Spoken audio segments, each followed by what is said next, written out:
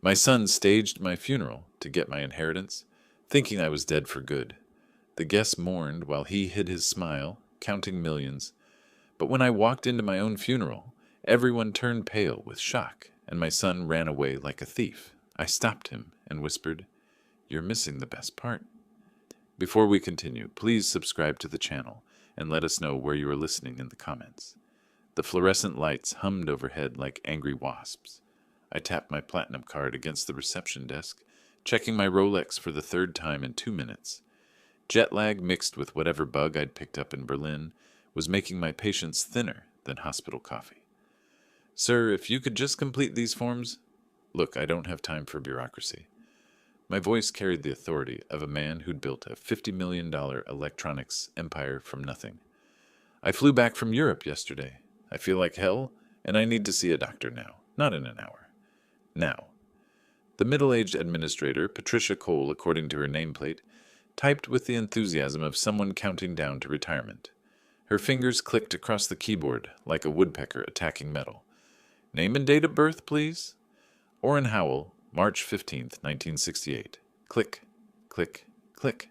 Then silence. Patricia's face changed. Color drained from her cheeks as she stared at her monitor. She looked at me, then back at the screen, then at me again. "I'm sorry, sir, but there seems to be some kind of error in our system." "What kind of error?" I leaned forward, expensive leather shoes squeaking against linoleum. "Well," she swallowed hard, "according to our records, you're deceased." The words hit me like a physical blow. "Excuse me. It shows here that you died on April 10th, 5 days ago." Her voice dropped to a whisper. "There's a death certificate on file." My legs felt unsteady. The antiseptic smell suddenly seemed overwhelming. "That's impossible. I'm standing right here." Patricia's hands trembled as she scrolled through screens. "The certificate was filed by—" She paused, squinting at the monitor. "Leland Howell, listed as next of kin. My son. Show me." My voice came out rougher than sandpaper. She hesitated, then reached into a filing cabinet. Paper rustled as she pulled out a manila folder. Inside was an official California death certificate, with my name typed in block letters. Cause of death, cardiac arrest. Location, Munich, Germany. "But sir, you're obviously alive. This must be some kind of mistake." "No mistake." The pieces clicked together with mechanical precision. Leland had access to my medical records. He knew my travel schedule. He'd been asking about my will just last month, claiming it was for family planning. I snatched the certificate, studying the forged signature that looked convincingly like mine. Every detail was perfect, except for one crucial fact. I was breathing. "I need a copy of this." Patricia fumbled with the copier, her hands shaking. "Mr. Howell, we should probably call the police. This is fraud, identity theft." "Not yet." I folded the copy into my jacket pocket. "I need to understand what's happening first." Walking toward the exit, my mind raced through possibilities. Leland thought I was dead. He'd filed papers, probably started inheritance procedures. The inheritance worth $50 million. My own son had killed me on paper. The automatic doors slid open and California sunlight hit my face. Somewhere in this city, people were probably planning my funeral, while my supposed heir counted his premature windfall. Time to prove that rumors of my death had been greatly exaggerated. The 30-minute drive home passed in a blur of rage and disbelief. My hands gripped the steering wheel so tightly my knuckles turned white, the death certificate burning like acid in my jacket pocket. By the time I pulled into my Pacific Heights driveway, the shock had crystallized into something colder, more dangerous. Inside my study, I poured coffee with shaking hands. The ceramic mug felt foreign, as if I was handling it from beyond the grave. Family photos lined my mahogany desk. Leland's graduation from Stanford, our fishing trip to Alaska, his first day at the company. In every picture, he wore that same charming smile that had fooled me for 32 years. I unlocked my filing cabinet with mechanical precision. Important documents were missing. My medical proxy forms, insurance papers, banking authorizations. All had required my signature. All had been in this cabinet 3 weeks ago when I'd left for Europe. The coffee grew cold as I reconstructed the timeline. I departed for Berlin on March 28th. Leland had my house keys, knew my travel schedule, understood exactly when I'd be unreachable in foreign time zones. He'd had 3 weeks to plan this elaborate grave robbery. My phone sat silent on the desk. No missed calls. No concerned messages from friends or business partners. If Leland had announced my death 5 days ago, someone should have tried to contact me. The silence felt orchestrated, calculated. Opening my laptop, I accessed Leland's employee records from our company database. His salary was generous, $200,000 annually. But I'd noticed some concerning signs lately. Expensive watches, a new Tesla, mentions of Vegas trips, a man living beyond his means. I scrolled through financial statements, connecting dots that should have been obvious. Leland's credit cards were maxed out. He'd borrowed against his 401k twice. 3 months ago, he'd asked about early inheritance options, claiming he wanted to buy a house. The house story was fiction. He needed money fast, and $50 million in life insurance plus company assets would solve his gambling debts permanently. All he needed was a death certificate and a few months to establish legal claim before anyone questioned the details. Clever, ruthless, completely underestimating his supposedly dead father. I studied his photo from last year's company picnic. Dark hair, confident smile, wearing the Armani suit I'd bought him for his promotion. He looked like me at that age, ambitious, hungry, willing to take risks. But I'd built something with my risks. He was just stealing. My reflection stared back from the computer screen, pale from illness, older than I felt, but very much alive. Leland had made one crucial miscalculation. He'd assumed I'd stay dead long enough for his plan to work. Standing up, I paced around the study. Leather-bound law books watched from their shelves like silent judges. The grandfather clock in the corner ticked steadily, marking time I'd supposedly run out of 5 days ago. Outside, voices drifted through the window, neighbors talking in hushed tones. I moved toward the sound, catching fragments of conversation about poor Orrin, and so sudden. Black clothing flashed between the hedge. They were dressed for a funeral. My funeral. 9:15 the next morning, and someone was crying on my front porch. I'd spent the night planning, drinking instant coffee, and staring at that death certificate until the words blurred together. Sleep had been impossible. Dead men don't need rest anyway. The doorbell rang twice, followed by muffled voices. I opened the door to find Letitia Green and her husband Barney standing on my steps, both dressed in formal black funeral attire. Letitia held a small bouquet of white lilies. They saw me and froze. Letitia's scream could have shattered windows. "Ghost! Oh, my lord, it's a ghost!" Barney staggered backward, his face turning the color of old newspaper. "Sweet Jesus, Orrin, we thought you were dead?" I stepped onto the porch, closing the door behind me. "So I've heard." Letitia pressed her hand to her chest, breathing like she'd run a marathon. At 70, she was built like a sparrow, but had the lung capacity of an opera singer. But Leland said he told everyone, "Your heart gave out in Germany." Leland said a lot of things, apparently. I kept my voice calm, controlled. These neighbors had been kind to me for 15 years. They didn't deserve to be caught in my son's web of lies. "When did he make this announcement?" Barney found his voice, though it cracked like a teenager's. "Yesterday morning. Called the whole neighborhood, crying his eyes out. Said you'd collapsed in your hotel, that he was flying your body home for burial." "Flying my body home?" The phrase tasted bitter. "Where's this burial supposed to happen?" "Colma Cemetery," Letitia whispered, still staring at me like I might vanish. "The service starts at 10:30 this morning. We were just heading there now." 10:30. I checked my watch. 9:20. My own funeral was starting in 70 minutes, and I was standing here in pajamas, in a bathrobe, very much alive and increasingly angry. "Who else knows about this?" "Everyone," Barney said. "Your business partners, the country club folks, half of Pacific Heights. Leland posted it on social media, sent formal announcements. There's going to be hundreds of people there." Hundreds of people mourning a man who was drinking coffee 20 feet away. The audacity was breathtaking, even for Leland. Did he say anything else? About inheritance? About the company? Letitia nodded eagerly. Gossip was her specialty, and this was the story of a lifetime. "He mentioned having to handle your affairs, something about insurance paperwork being complicated because you died overseas. said it might take months to sort everything out. Months. Enough time to establish legal claims, transfer assets, disappear with my life's work. He'd thought of everything except the possibility that his victim might read his own obituary. Listen to me carefully. I stepped closer, using the voice that had closed million-dollar deals.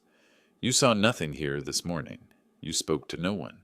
You never saw me alive, understand? They nodded like bobblehead dolls. Go to the funeral. Act surprised by nothing. If anyone asks unusual questions, you know nothing beyond what Leland told you. But Orrin, Letitia's voice shook. Shouldn't we tell people you're alive?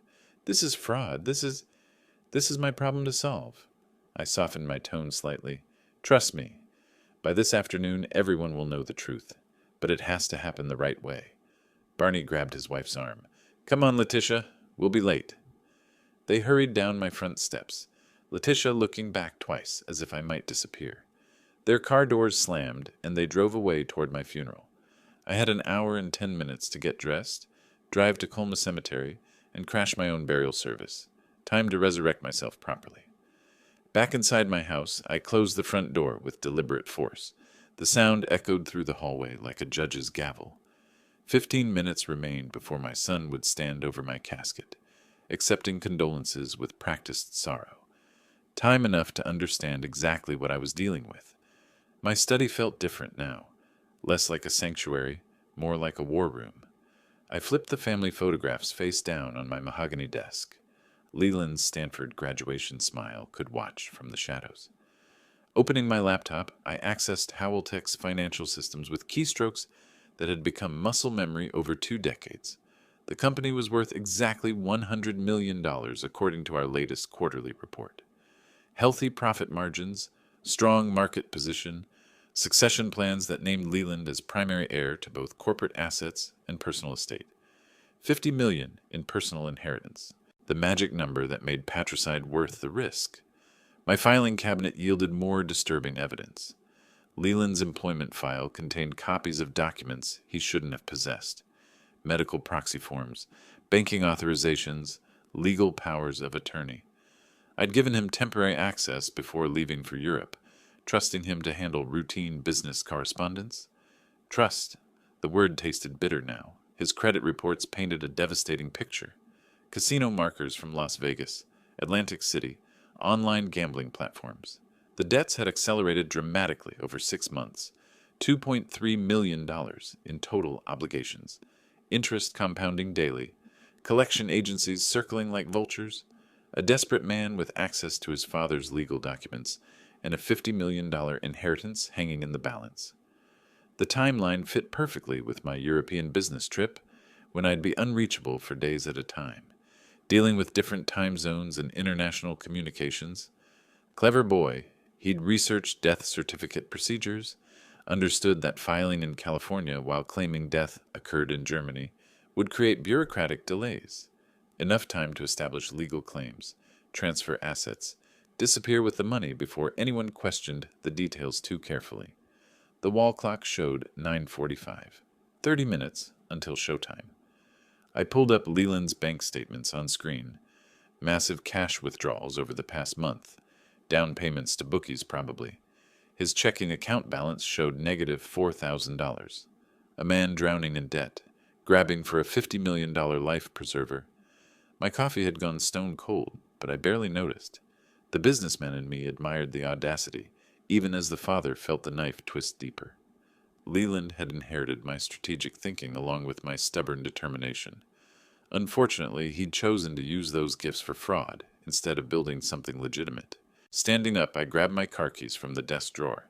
The Mercedes waited in the garage, ready for a resurrection appearance that would make Lazarus look like an amateur. My son was about to discover that reports of my death had been greatly exaggerated, and that the penalty for premature inheritance was higher than he'd calculated. The garage door rolled up as I backed my silver Mercedes onto the street. Pacific Heights looked peaceful in the morning light, expensive houses hiding expensive secrets behind manicured hedges. I connected my phone to the car's system and dialed Donald's office while navigating toward Highway 280. Barney, Goldman and Associates. This is Donald. Donald, it's Orrin. I need your immediate attention on something rather urgent. Silence stretched for 5 seconds.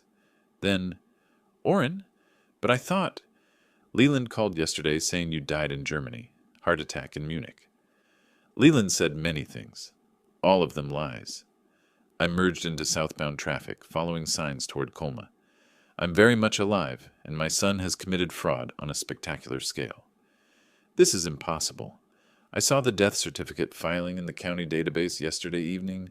Official paperwork, proper signatures, forged signatures, stolen documents. $2 million in gambling debts provided the motive. A delivery truck cut me off, and I smoothly changed lanes. Donald, I need you to file emergency fraud charges immediately. Civil lawsuit, criminal referral, whatever stops him from accessing inheritance funds. Computer keys clicked rapidly in the background. I'm pulling up the case files now.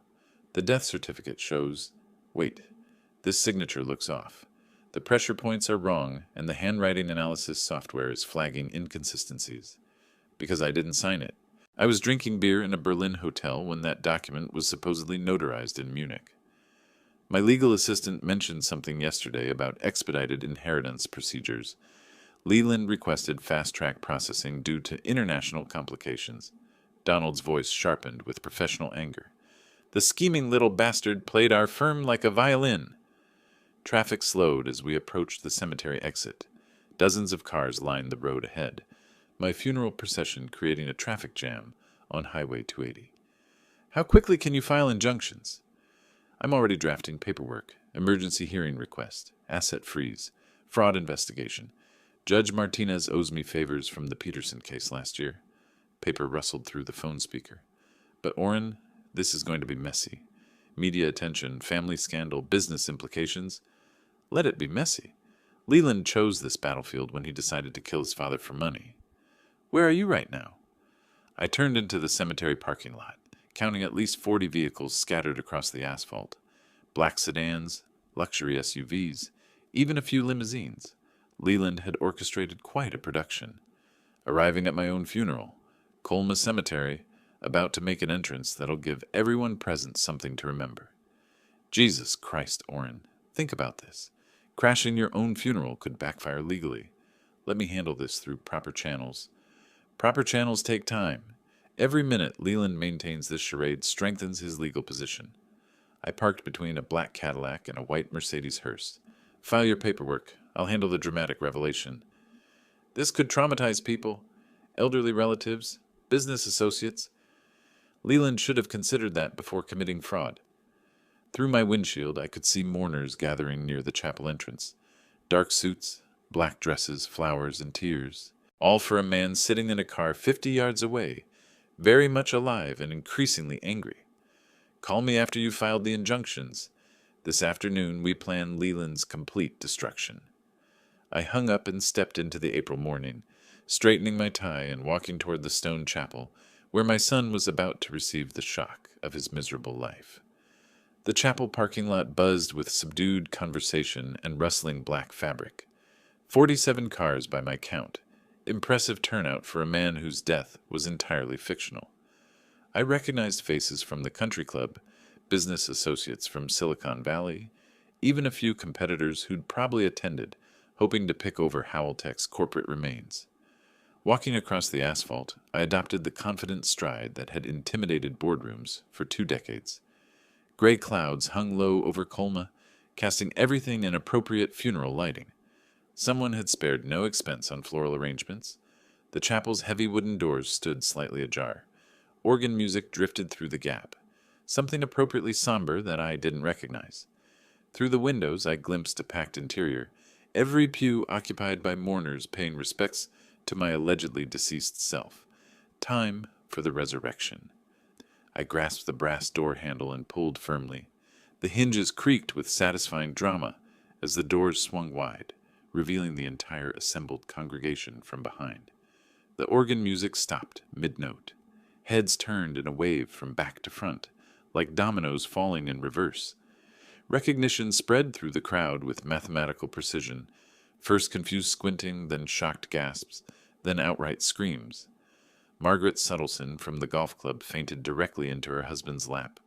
3 elderly women in the third row grabbed their purses and pressed backward against the pews as if I might contaminate them with my undead presence. "Evening, everyone." My voice carried easily through the suddenly silent chapel. "Sorry I'm late to my own funeral." The chaos that followed resembled a disaster movie. People scrambled over each other toward the side exits, programs and flowers scattered across the floor. Someone's grandmother shrieked continuously in a pitch that could shatter crystal. But my attention focused entirely on the front row, where Leland stood frozen beside my supposedly occupied casket. My son's face had drained to the color of old newspaper. Sweat beaded on his forehead despite the cool April morning. His expensive black suit, probably purchased with borrowed money, hung awkwardly on his trembling frame. For a moment, we stared at each other across 50 feet of chaos. Father and son, victim and perpetrator, the living and the supposedly dead. Leland's mouth opened and closed like a landed fish. No sound emerged. I began walking down the center aisle, each footstep echoing against stone walls. The crowd parted before me, people pressing against the pews as if I carried some contagious disease. Whispered prayers and confused exclamations followed in my wake. "Hello, son!" My voice cut through the pandemonium with surgical precision. "Surprised to see me?" Leland's knees buckled. He grabbed the edge of my casket for support, irony so thick you could slice it with a knife. The funeral director, a thin man with nervous hands, approached from the side. "Sir, I don't understand what's happening here. We have a death certificate, legal documentation. You have fraud?" I kept walking, never breaking eye contact with Leland. "Forged documents. A son so desperate for inheritance money that he decided to kill his father on paper." 20 feet away now, close enough to see the panic in Leland's eyes, the way his hands shook as he realized his carefully constructed lie was collapsing in real time. "Dad, I can explain." "Explain?" I stopped directly in front of him, close enough to smell his fierce sweat. "Explain how you stole my medical documents.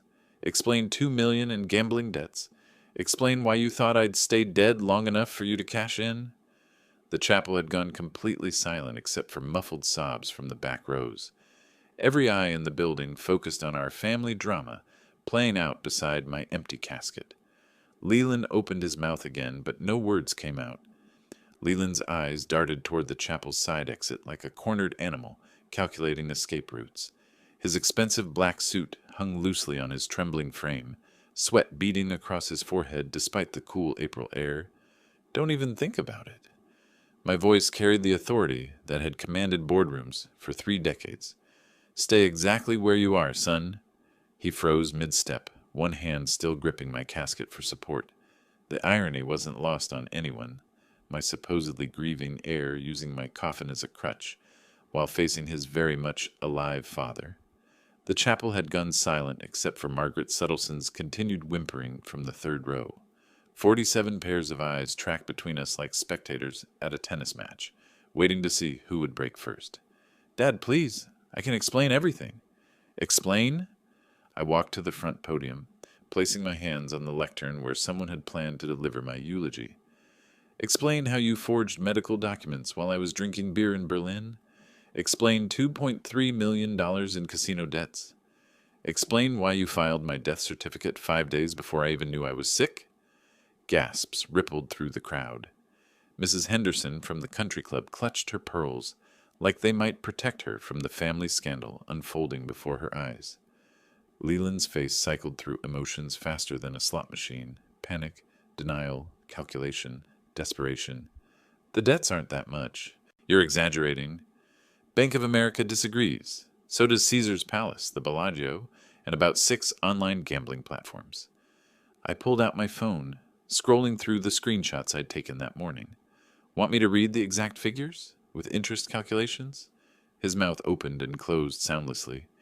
In the fluorescent chapel lighting, he looked older than his 32 years, worn down by months of living beyond his means, and deeper in debt with each desperate bet.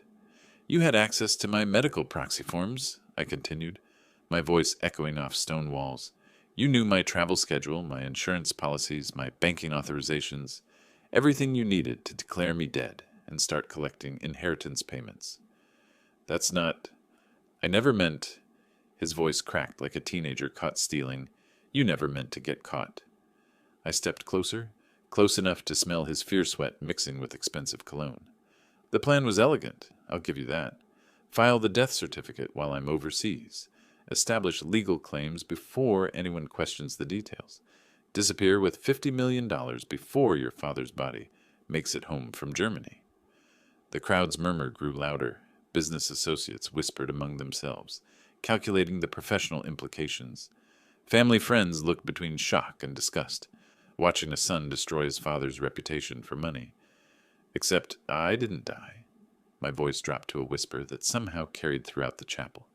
Inconvenient for your timeline, wouldn't you say?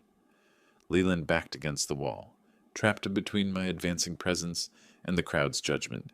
His expensive watch, probably purchased with borrowed money, caught the light streaming through stained glass windows. I needed the money, Dad. The creditors. They were threatening. So you killed your father instead of asking for help? The question hung in the air like incense smoke. Somewhere in the back rows, someone started crying. Whether from emotion or shock, I couldn't tell. Outside, car doors slammed in rapid succession. Heavy footsteps approached the chapel entrance, moving with purpose across the gravel parking lot. Donald had arrived right on schedule. The chapel doors burst open with the force of a man on a mission. Donald strode down the center aisle carrying a leather briefcase and the confidence of someone who'd spent 20 years dismantling fraudsters in court. His gray suit cost more than most people's cars, and every line of his body screamed serious legal trouble. Leland Marcus Howell? His voice boomed across the stone chamber with courtroom authority. My son pressed himself further against the wall, looking like he wanted to dissolve into the stonework. Yes, that's me. You're served. Donald's hand shot forward with papers that cracked like a whip in the chapel silence. Civil fraud lawsuit, criminal complaint referral, emergency asset freeze, and federal wire fraud charges. Court appearance scheduled for Monday morning, 9 a.m. sharp. The legal documents scattered across the floor like wedding confetti, but nobody was celebrating. Leland stared at the papers as if they might spontaneously combust and save him from their contents. Federal charges? Margaret Suttelson's voice rose to a squeak. What does that mean? Donald turned toward the crowd with the practiced ease of someone comfortable explaining complex legal matters to laypeople. It means Mr. Howell here committed felony fraud across state lines, forged government documents, and attempted to steal approximately $50 million through inheritance fraud. A collective gasp swept through the chapel. Several elderly relatives started fanning themselves with funeral programs. Outside, more vehicle doors slammed. Through the stained glass windows, I could see news vans pulling into the cemetery parking lot. White trucks with satellite dishes and cable company logos sprawled across their sides. How did the media find out? Leland's voice climbed toward hysteria. Donald smiled with the satisfaction of a chess player announcing checkmate. I may have contacted a few journalist friends about an interesting fraud case developing in San Francisco. Public interest, you understand. The chapel doors opened again, this time admitting a parade of reporters with cameras, microphones, and the hungry look of journalists who'd stumbled onto a genuinely fascinating story. The lead reporter, a sharp-dressed woman with silver hair, made a beeline for me. Mr. Howell, I'm Janet Morrison from Channel 7 News. Can you confirm that your son filed a false death certificate while you were alive and traveling in Europe? I can confirm that I'm standing here breathing, which makes his death certificate somewhat inaccurate. I kept my tone dry, businesslike. 30 years of corporate media training kicked in automatically. Cameras whirred and clicked as Leland tried to shield his face with his hands. The funeral atmosphere had completely evaporated, replaced by the carnival energy of breaking news. Mr. Leland Howell, another reporter called out, can you comment on the gambling debt allegations?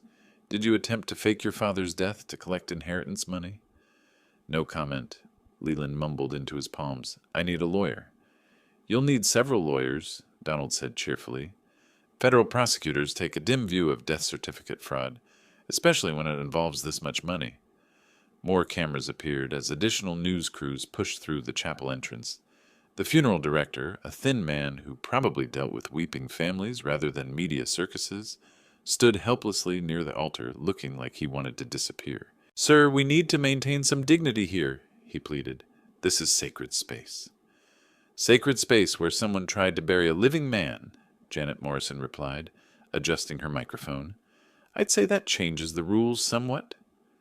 Leland edged toward the back exit, moving with the desperate stealth of someone hoping to escape notice. But 20 reporters with cameras made anonymity impossible. "Mr. Howell, are you fleeing the scene?" another journalist called out. The question triggered something primal in Leland's panic response. He broke into a run, pushing past surprised mourners toward the chapel doors. Cameras followed his retreat like hunting dogs tracking prey, reporters shouting questions at his retreating figure. "And there goes our star defendant," Donald observed with professional satisfaction, "running from his own father's fake funeral. This footage should make excellent evidence for the prosecution." Through the chapel windows, I watched Leland sprint across the parking lot toward his Tesla, reporters in pursuit, like a pack of well-dressed wolves. 2 weeks later, my face stared back at me from every news channel in California. The story had legs: a tech executive, a gambling-addicted son, forged death certificates, and a funeral crash that looked like something Hollywood couldn't have scripted better. Today on Morning San Francisco, we continue our exclusive coverage of the Howell inheritance fraud case, the anchor announced from my television screen. We're joined by tech industry analyst Rebecca Martinez and criminal defense attorney David Chen. I muted the sound and leaned back in my study chair, watching the silent talking heads gesture at photos of Leland and myself. The images they'd chosen were telling: me in a confident business portrait, him in a police booking photo from 3 days after the funeral incident. My phone buzzed with the 15th interview request of the morning. CNN this time. I'd already appeared on Fox Business, Bloomberg, and 3 local news stations. The story had everything American audiences loved: family betrayal, massive money, and a twist ending that nobody saw coming. Donald walked into my study carrying 2 coffee cups and a satisfied expression. "Judge Martinez signed the asset freeze this morning. Leland can't touch a penny of company money or inheritance funds until this resolves." "How's his media strategy working out?" I gestured toward the television where they were now showing footage of Leland fleeing the cemetery. "Poorly." Donald settled into the leather chair across from my desk. His PR firm dropped him yesterday after his disastrous interview with Channel 5, claiming his father was mentally unstable from post-COVID symptoms, while you were simultaneously giving coherent interviews to business journalists. The contrast had been stark. While I'd maintained my usual corporate composure, 30 years of shareholder meetings and product launches had trained me well. Leland appeared increasingly frantic with each media appearance, sweating through expensive suits, stammering through prepared statements, looking guilty even when proclaiming innocence. "The gambling angle killed him," I said, scrolling through social media on my tablet. "Americans forgive a lot of things, but stealing from your father to pay casino debts? That crosses lines." Twitter was particularly brutal. Dead Dad Scam had been trending for a week, spawning memes and commentary from every corner of the internet. TikTok videos recreated the funeral scene with dark humor that somehow made Leland look even worse. "Speaking of which," Donald pulled out his phone, "his criminal defense lawyer called this morning. They want to discuss a plea agreement." "Afraid of going to trial?" "Terrified. The evidence is overwhelming, the media coverage makes him look like a monster, and his own actions at the funeral created perfect visual evidence of consciousness of guilt." Donald's smile held the satisfaction of a man who'd spent 2 weeks building an airtight case. "Running from your father's fake funeral while cameras roll? Prosecutors dream of evidence that clear." My laptop chimed with another email from a Hollywood agent. 3 production companies had already contacted me about film rights to the story. The irony wasn't lost. Leland's scheme to steal my inheritance might end up making me more money through movie deals than he'd ever hoped to gain. "Channel 7 wants a follow-up interview," I mentioned, scanning through message requests. "Janet Morrison thinks the public interest is still strong." It is. This story has everything: successful businessman, family betrayal, legal drama, and a protagonist who literally rose from the dead to expose the truth.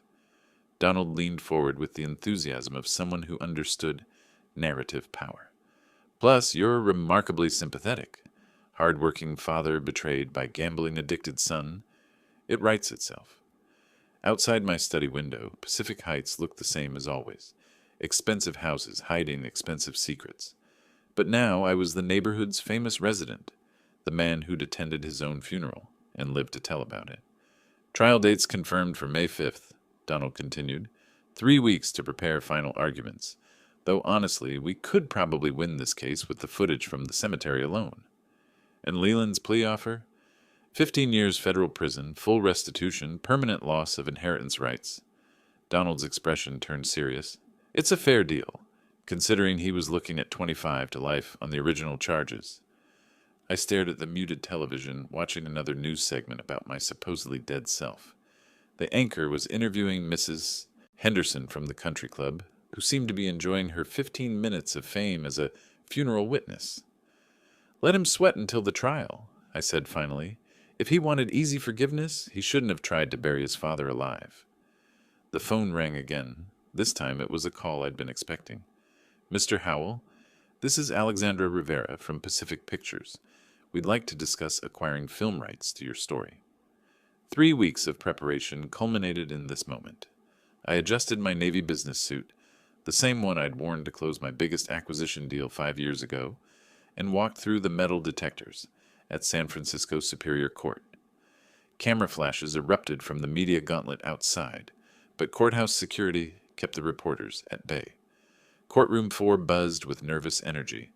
Donald sat at our table, reviewing final notes, his silver hair perfectly styled for what would likely be his career's most photographed case. Across the aisle, Leland slumped beside his defense attorney, James Mitchell, looking like a man who'd aged decades in 5 weeks. All rise for the Honorable Judge Margaret Chen.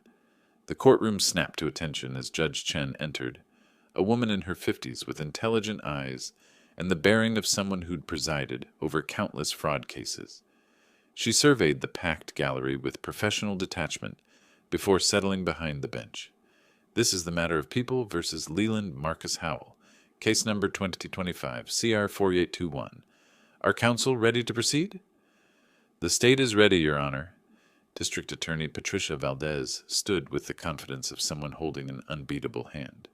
Defense is ready, Your Honor. James Mitchell's voice carried less conviction. Judge Chen nodded toward the prosecution table. Opening statements. Miss Valdez, you may proceed. Ladies and gentlemen of the jury, this case is about greed, betrayal, and the lengths to which one man would go to steal $50 million. Valdez's voice carried throughout the silent courtroom. The defendant, Leland Howell, filed a false death certificate for his own father, while that father was alive and traveling in Europe. His motive was simple: inherit $50 million before anyone discovered his massive gambling debts. She gestured toward our table. Mr. Orrin Howell sits before you today, very much alive, because his son's plan failed, not through conscience or remorse, but because the victim refused to stay dead. Murmurs rippled through the gallery until Judge Chen's gavel restored order.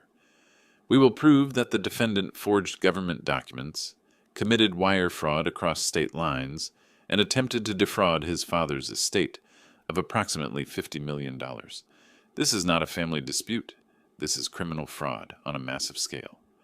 Donald rose for our civil portion. Your Honor, in addition to criminal charges, my client seeks complete forfeiture of inheritance rights and full restitution for damages caused by this fraud. Mr. Howell trusted his son with access to private documents. That trust was violated in the most fundamental way possible.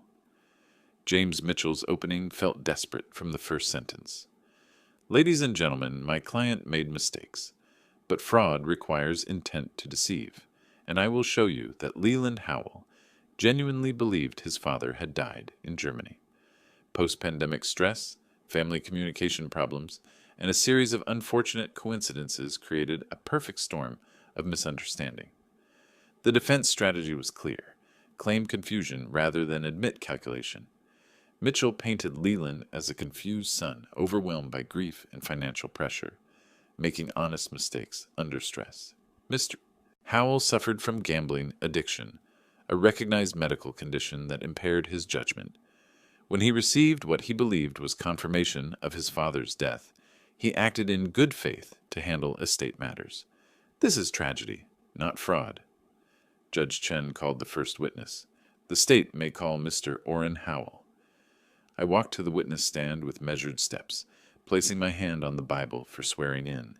The courtroom fell silent as I settled into the chair, looking directly at the jury, 12 faces representing justice I'd waited months to receive. Mr. Howell, Valdez began, please tell the jury where you were on April 10th, 2025.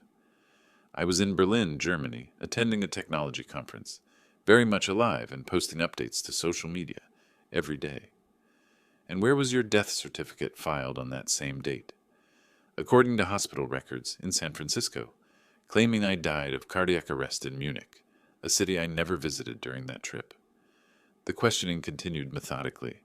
My European travel receipts, hotel records, conference attendance logs, social media posts, a paper trail proving I was alive and documented when my son declared me dead.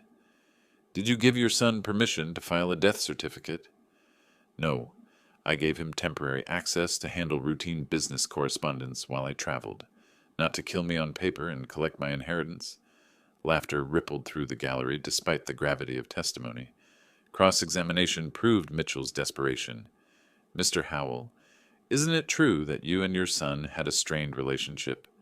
We had normal business disagreements, nothing that justified fraud. Your son was under tremendous financial pressure, wasn't he? Yes, from gambling debts he chose to accumulate. Could family communication failures have led to genuine confusion about your condition? I leaned forward slightly, meeting his eyes. Counselor, I was posting photos of German restaurants on Instagram while he was filing my death certificate. The only confusion was his belief that he wouldn't get caught. Applause erupted from the gallery until Judge Chen's gavel restored order. 5 weeks later, I sat in the same courtroom chair where this journey had begun, but everything felt different. The jury had deliberated for 3 days, long enough to review every piece of evidence, short enough to suggest the outcome was never truly in doubt. Has the jury reached a verdict? Judge Chen's voice carried the formal weight of justice about to be served. The foreman, a middle-aged engineer who'd nodded appreciatively during my testimony, stood with papers that would determine my son's fate. We have, Your Honor. On the charge of filing false government documents, how do you find? Guilty. On the charge of wire fraud, how do you find? Guilty. On the charge of attempted inheritance fraud, how do you find? Guilty. Each word hit like a judge's gavel, final and irreversible. Beside his lawyer, Leland's face drained to the color of old newspaper. His hands trembled as reality settled around him like cement. On the civil matter of inheritance forfeiture, how do you find in favor of the plaintiff? Complete forfeiture of all inheritance rights, Your Honor. Donald's hand found my shoulder, squeezing once with 20 years of friendship compressed into that single gesture. We'd won everything. Criminal conviction, civil judgment, complete vindication. Judge Chen consulted her notes before addressing Leland directly. Mr. Howell, please rise for sentencing. Leland struggled to his feet, requiring Mitchell's support to remain upright.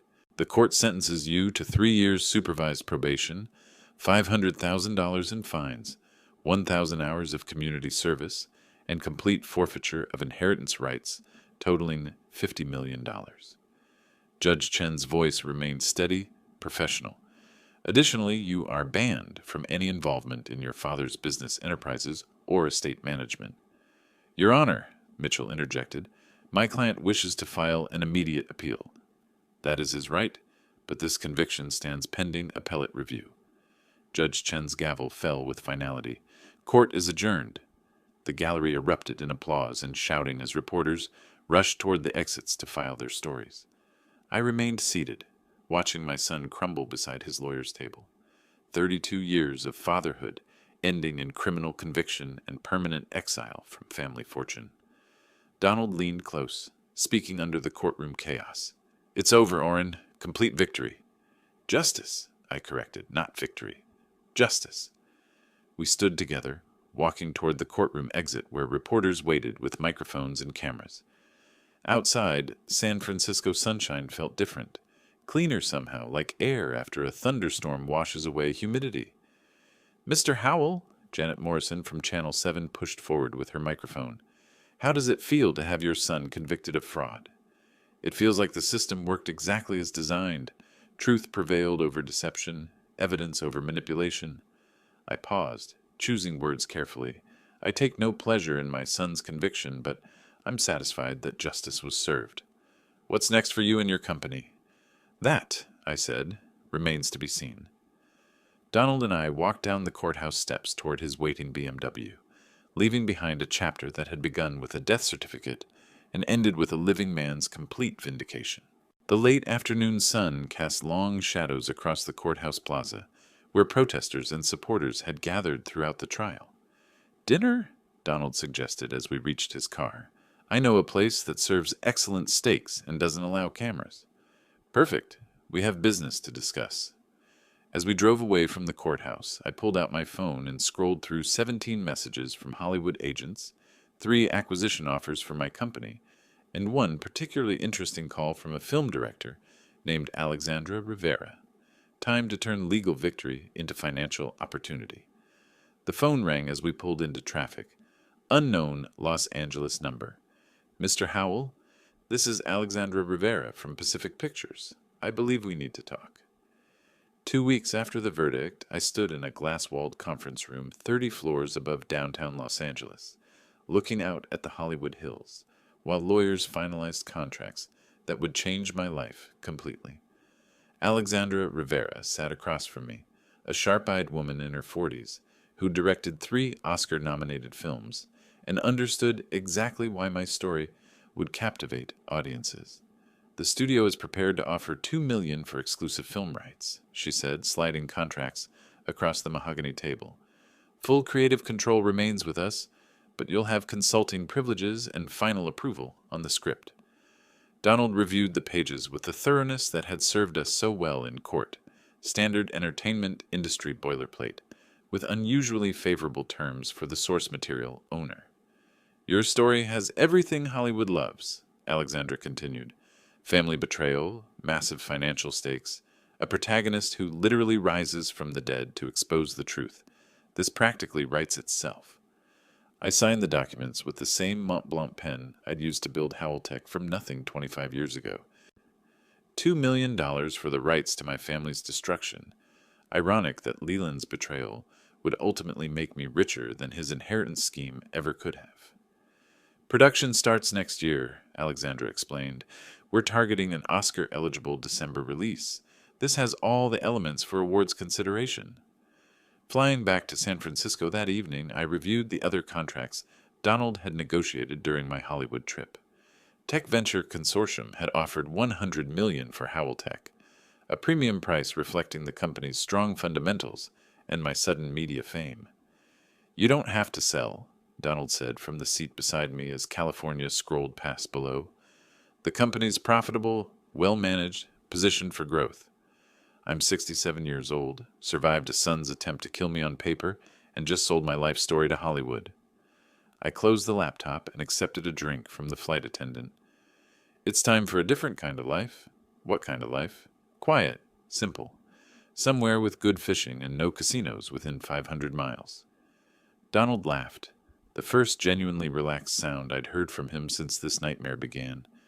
"You've earned it, but I'll miss the excitement." "Visit any time. I'll cook fish we caught that morning and tell you about the one that got away." The plane descended towards San Francisco International as the sun set over the Pacific. Below, the city sparkled with lights from millions of people living their ordinary lives, unaware that somewhere above them, a man who'd been declared dead was planning his resurrection as a retiree.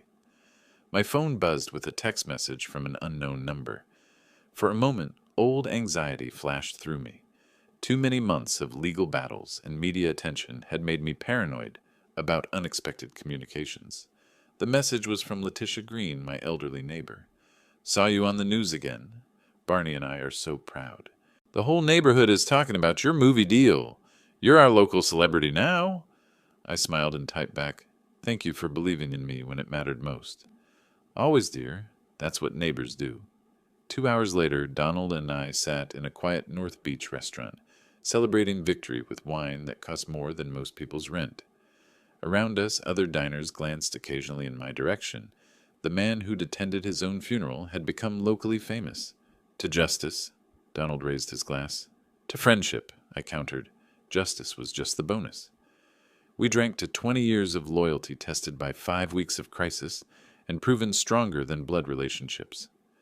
Outside, San Francisco hummed with evening energy, but inside our small corner booth, two old friends planned a future neither of us had imagined 6 months ago.